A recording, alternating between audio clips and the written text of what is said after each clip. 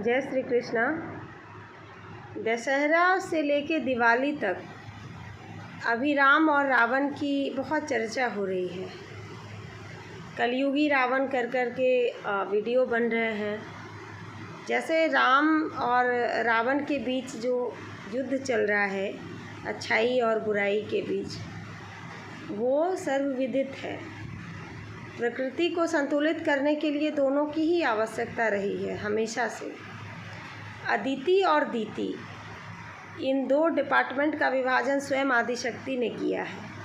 अदिति के पुत्र देवता हैं और दीति के पुत्र पातालवासी असुर हैं। उनमें से रावण भी एक है।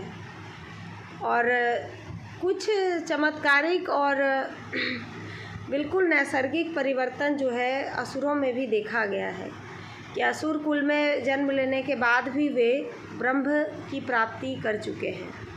कुंडलिनी से लेकर सहस्त्रार्थ तक को जागरण उन्होंने किया है योग और तंत्र के द्वारा। जैसे कि शंखचूड़ हुए, उसके बाद जलंधर हो गए, उसके बाद रावण हो गए, राजा बलि हो गए।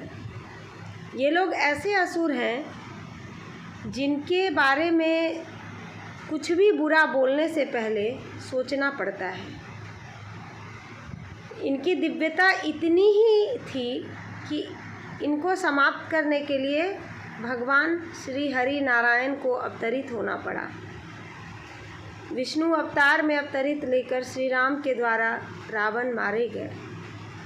तो जहाँ प्रभु के बाण चले मनुष्य रूप में, तो आप समझ सकते हैं कि उनकी दिव्यता कितनी होगी और रावण को कमतर कैसे कर सकते हैं। राजा बलि को रावण अगर इतना ही बुरा होता तो स्वयं माँ तारा, जो 10 महाविद्याओं में से सबसे पावरफुल हैं, वे क्यों रावण के वहाँ घर में जाके वास करती। रावण ने कुबेर का अहंकार तोड़ा। और कुबेर का क्या है, कुबेर का अहंकार तो गणपति जी ने भी तोड़ा। बार बार देवताओं को भी अहंकार हो जाता है। क्या देवता लोभ लालच अहंकार से बच गए हैं? राजा नहुस महादेव के जमाता थे। राजा नहुस भी बहुत शक्तिशाली, बहुत ही ज्ञानी, बहुत विद्वान, बहुत पराक्रमी थे। रघुवंशी ही थे वो भी। और नहुस ने क्या किया, इंद्र के नहीं रहने के अनुपस्थिति में इंद्राणी के साथ बलात्कार करने का प्रयास किया। और इंद्राणी को भी नहुस से बचने के लिए माता पार्वती की आराधना करनी पड़ी। और माँ आदिशक्ति ने ही इंद्राणी को बताया कि तुम एक स्त्री हो, कमज़ोर नहीं हो, तुम सबला हो। और इंद्राणी ने ऐसा उपाय किया कि सप्तऋषियों को नहुस ने अहंकारवश अपना पालकी में ढोने वाला बना लिया। एक क्षत्रिय हमेशा से ब्राह्मण का सम्मान करते आया है, लेकिन वो सप्तऋषियों तक को भी अपना सोचा कि मैं चेला ही बना लूँ। सप्तऋषियों ने ऐसा श्राप दिया कि बाद में जाके महाभारत कालीन उन्हें भीम के जरिए और युधिष्ठिर जो धर्मराज थे, उन्होंने उनको मुक्ति प्राप्त करवाई। तो ये सब बहुत लंबी कथाएं हैं जो टीवी में रामायण बना है उसमें नहीं दिखाया गया है। आखिर कितना दिखाएगा। जो रामानंद सागर कृत है रामायण, वो बहुत साधारण समझ। चलिए रावण की ही बात कर लेते हैं। राजा बलि, शंखचूड़ और जलंधर की बात बाद में करते हैं।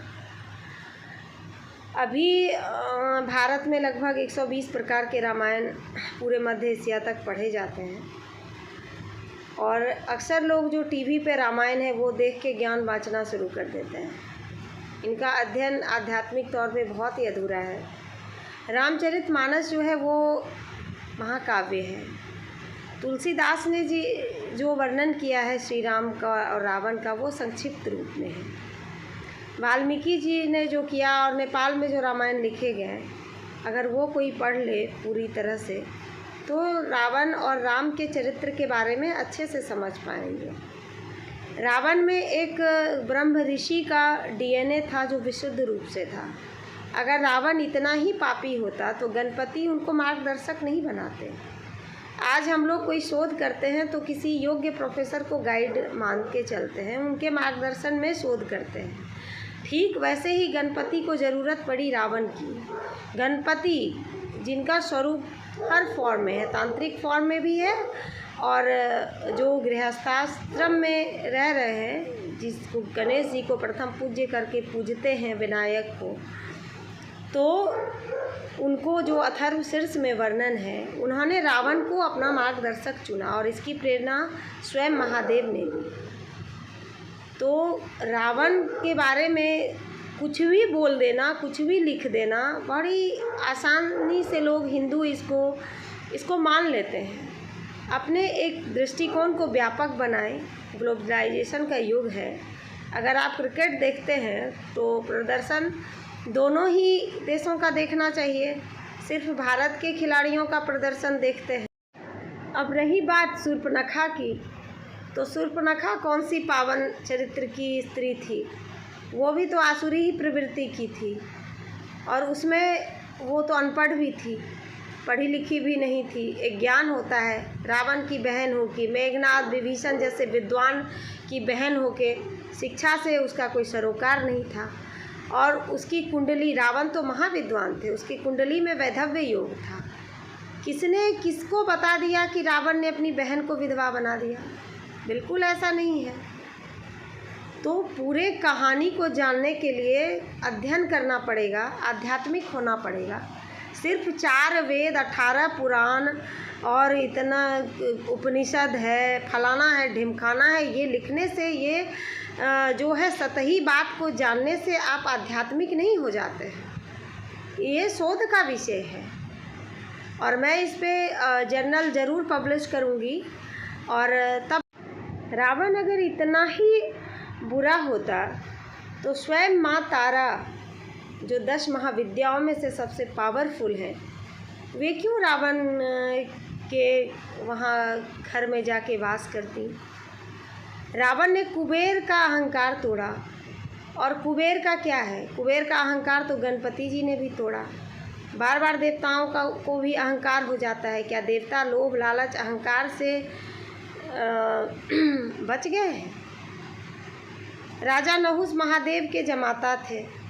राजा नहुस भी बहुत शक्तिशाली, बहुत ही ज्ञानी, बहुत विद्वान, बहुत पराक्रमी थे। रघुवंशी ही थे वो भी। और नहुस ने क्या किया? इंद्र के नहीं रहने के अनुपस्थिति में इंद्राणी के साथ बलात्कार करने का प्रयास किया और इंद्राणी को भी नहुस से बचने के लिए माता पार्वती की आराधना करनी पड़ी। और माँ आदिशक्ति ने ही इंद्राणी को बताया कि तुम एक स्त्री हो, कमज़ोर नहीं हो, तुम सबला हो। और इंद्राणी ने ऐसा उपाय किया कि सप्तऋषियों को नहुस ने अहंकारवश अपना पालकी में ढोने वाला बना लिया। एक क्षत्रिय हमेशा से ब्राह्मण का सम्मान करते आया है, लेकिन वो सप्तऋषियों तक को भी अपना सोचा कि मैं चेला ही बना लूँ। सप्तऋषियों ने ऐसा श्राप दिया कि बाद में जाके महाभारत कालीन उन्हें भीम के जरिए और युधिष्ठिर जो धर्मराज थे, उन्होंने उनको मुक्ति प्राप्त करवाई। तो ये सब बहुत लंबी कथाएं हैं जो टीवी में रामायण बना है उसमें नहीं दिखाया गया है। आखिर कितना दिखाएगा? जो रामानंद सागर कृत है रामायण, वो बहुत साधारण समझ, बहुत से सनातन धर्मी और तथाकथित नवयुगीन हिंदू पुरुष और महिलाएं जो है मेरे बात का समर्थन नहीं करेंगी। हो सकता है कमेंट में गंदी गंदी बातें भी लिखें, लेकिन उनको ये बताना ज़रूरी है कि 2 शब्द होते हैं, पुरुषार्थ और असुरार्थ। राम पुरुषार्थी थे, मर्यादा पुरुषोत्तम थे, और रावण असुरार्थी था क्योंकि वो असुर कुल में जन्म लिया। और जिस माँ आदिशक्ति 10 महाविद्याओं में से पावरफुल माँ तारा उनके यहाँ वास करती थी, तो वे कहीं से भी किसी भी नारी के साथ उन्होंने बलात्कार नहीं किया। अगर कोई कहता है तो ये बोल के भी पाप करता है। रावण बहुत सम्मान करते थे स्त्रियों का, और अगर वे सम्मान नहीं करते, क्या उनको पता नहीं था कि माँ सीता ही आदि जगदम्बा हैं, आदि शक्ति हैं? वे जानते थे इस बात को। हाँ, उनकी गलती थी, ये सब लीलाएं हैं ईश्वर की, कि माँ सीता ने अपने स्वयंवर में रावण को नहीं चुन के राम को चुना। इस बात का अहंकार हो गया था और यही अहंकार रावण के विनाश का कारण बना। लेकिन उन्होंने सीता को सीता की मर्जी के खिलाफ कभी छुआ तक नहीं। तो कैसे कह दें कि रावण जो है स्त्रियों का सम्मान नहीं करता था। मैं रावण की हिमायती नहीं हूँ, लेकिन रावण में जो विद्वता थी, रावण वानिकी, विद्वान, इंजीनियर सब कुछ थे। उनकी योग्यताओं को कैसे भुला दिया जाए। अपने दृष्टिकोण को व्यापक बनाएं, बस मैं यही कहना चाहती हूँ। अगर शत्रु पक्ष शक्तिशाली है तो उसकी गुण को भी देखना चाहिए ना। राम ने भी शक्ति पूजा की, तब जाके शक्ति जीत की का आशीर्वाद मिला। उन्होंने अपने इंदिवर चढ़ा दिए बलि के तौर पे। रावण अगर इतना ही बुरा होता तो स्वयं माँ तारा, जो 10 महाविद्याओं में से सबसे पावरफुल है, वे क्यों रावण के वहाँ घर में जाके वास करती। रावण ने कुबेर का अहंकार तोड़ा, और कुबेर का क्या है, कुबेर का अहंकार तो गणपति जी ने भी तोड़ा। बार बार देवताओं को भी अहंकार हो जाता है। क्या देवता लोभ, लालच, अहंकार से बच गए हैं। राजा नहुस महादेव के जमाता थे। राजा नहुस भी बहुत शक्तिशाली, बहुत ही ज्ञानी, बहुत विद्वान, बहुत पराक्रमी थे। रघुवंशी ही थे वो भी। और नहुस ने क्या किया, इंद्र के नहीं रहने के अनुपस्थिति में इंद्राणी के साथ बलात्कार करने का प्रयास किया। और इंद्राणी को भी नहुस से बचने के लिए माता पार्वती की आराधना करनी पड़ी। और माँ आदिशक्ति ने ही इंद्राणी को बताया कि तुम एक स्त्री हो, कमज़ोर नहीं हो, तुम सबला हो। और इंद्राणी ने ऐसा उपाय किया कि सप्तऋषियों को नहुस ने अहंकारवश अपना पालकी में ढोने वाला बना लिया। एक क्षत्रिय हमेशा से ब्राह्मण का सम्मान करते आया है, लेकिन वो सप्तऋषियों तक को भी अपना सोचा कि मैं चेला ही बना लूँ। सप्तऋषियों ने ऐसा श्राप दिया कि बाद में जाके महाभारत कालीन उन्हें भीम के जरिए और युधिष्ठिर जो धर्मराज थे, उन्होंने उनको मुक्ति प्राप्त करवाई। तो ये सब बहुत लंबी कथाएं हैं जो टीवी में रामायण बना है उसमें नहीं दिखाया गया है। आखिर कितना दिखाएगा। जो रामानंद सागर कृत है रामायण, वो बहुत साधारण समझ। ये भी बात सर्वविदित है कि असुरों को मारने के लिए योजना बनानी पड़ी है देवताओं को। और शुक्राचार्य जैसे महान गुरु जो असुरों के हैं, तो शुक्राचार्य क्यों हैं? शुक्राचार्य को देवताओं में भी उतना ही सम्मान प्राप्त है। तो बात ये है कि माता को भी जिसका संदेश देना है, जो अनुसरण करवाना है पृथ्वी पर मनुष्यों को, तो ये सब लीलाएं होते रहती हैं। असंख्य ब्रह्मांड है और असंख्य लीलाएं माँ आदि पराशक्ति की चलती हैं। तो उसको समाप्त करने के लिए माता भी राजनीति और कूटनीति का इस्तेमाल करती हैं। माँ तारा ने पहले ही रावण को कहा था कि अगर तुम नीतियों का विरोध करोगे तो मैं तुम्हारा साथ नहीं दूंगी। और राम पे ब्रह्मास्त्र साध लिया था रावण ने। और इधर आदिशक्ति ने इशारा किया सूर्य को, सूर्यास्त हो गई। योग माया ने अपना भ्रम फैलाया, रावण जो भ्रमित हो गए और संधान कर दिया ब्रह्मास्त्र का। तभी माँ तारा प्रकट हुई और बोली कि रावण, अब तुमने नीतियों का जो है गलत दुरुपयोग किया है, अब मैं जा रही हूँ। और कबीरदास ने भी कहा है कि जहाँ पाप होता है वहाँ शक्ति होती है, और जहाँ शक्ति की अवनति होती है वहाँ काल आ जाते हैं। और ठीक दूसरे दिन सूर्योदय के साथ राम ने रावण को मार दिया। तो रावण को समझने के लिए दृष्टिकोण को व्यापक करें, बस मैं इतना ही कह रही हूँ। रावण अगर इतना ही बुरा होता तो स्वयं माँ तारा, जो 10 महाविद्याओं में से सबसे पावरफुल है, वे क्यों रावण के वहाँ घर में जाके वास करती। रावण ने कुबेर का अहंकार तोड़ा। और कुबेर का क्या है? कुबेर का अहंकार तो गणपति जी ने भी तोड़ा। बार बार देवताओं को भी अहंकार हो जाता है। क्या देवता लोभ लालच अहंकार से बच गए हैं? राजा नहुस महादेव के जमाता थे। राजा नहुस भी बहुत शक्तिशाली, बहुत ही ज्ञानी, बहुत विद्वान, बहुत पराक्रमी थे। रघुवंशी ही थे वो भी। और नहुस ने क्या किया? इंद्र के नहीं रहने के अनुपस्थिति में इंद्राणी के साथ बलात्कार करने का प्रयास किया। और इंद्राणी को भी नहुस से बचने के लिए माता पार्वती की आराधना करनी पड़ी।